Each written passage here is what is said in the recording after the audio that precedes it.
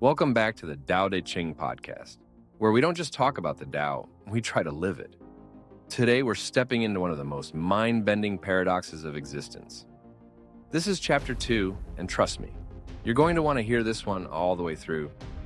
Absolutely, because at the end of this episode, we're going to drop some practical, hidden wisdom that most people completely overlook when reading this chapter. And once you hear it, you'll never see life the same way again. So, let's dive in. Chapter 2 is all about duality. Light and dark, good and bad, tall and short, rich and poor. Here's what Lao-Tsu has to say. When people see some things as beautiful, other things become ugly. When people see some things as good, other things become bad. Being and non-being create each other. Difficult and easy support each other. Long and short define each other. High and low depend on each other. Before and after follow each other. Basically, Lao-Tsu just said, "Congratulations! Everything you think you know is just a trick of perception." Right? He's like, you think you know what's good? You only know because you've experienced bad. You think something is beautiful? You only recognize it because you've seen something ugly. And that's so interesting because it means we create opposites in our own minds. We don't actually experience things as they are. We experience them in contrast to something else. Exactly. Imagine you lived in a world where everyone was 7 feet tall. Would you even have a concept of tall and short? No. But the moment you see someone 5 feet tall, you create the idea of tallness. Actually, that just made me think, what if our entire sense of reality is built on a giant mental comparison chart? What if we're not actually seeing things as they are, but only as they relate to something else? Mind blown. Right? And this is where things get dangerous, because once we start playing the comparison game, we suffer. We see someone with more money, suddenly we feel poor. We see someone in better shape, suddenly we feel out of shape. But the funny part? Nothing actually changed. It's all in how we frame reality. And that's what Lao-Tsu is warning us about. The moment we divide the world into labels, we trap ourselves. And this is exactly why people suffer.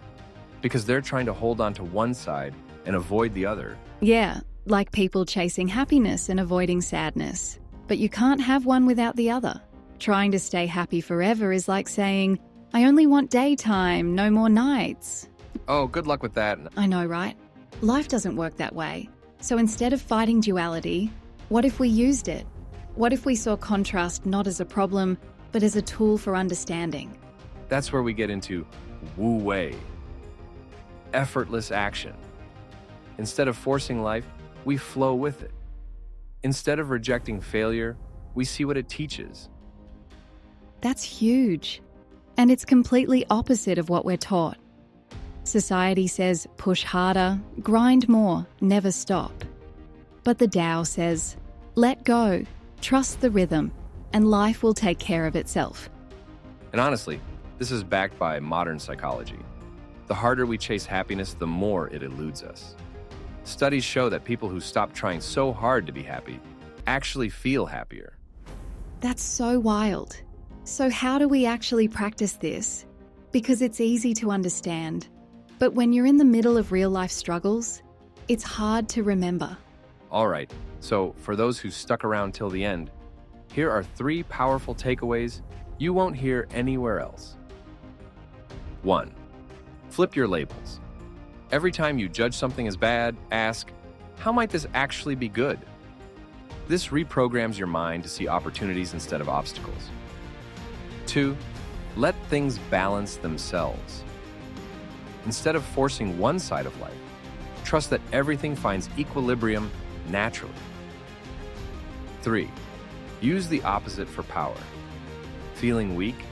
Learn from it. Struggling? Grow through it. Every negative moment is an invitation to see what its opposite can teach you. That's brilliant. And maybe that's the real secret. When we stop fearing the bad, we start fully living. Exactly. And next time, we go even deeper into the Tao of leadership, power, and why the strongest people don't seek control. That sounds amazing. I can't wait. That's going to be a powerful chat. Until then, don't fight the flow. Let it carry you.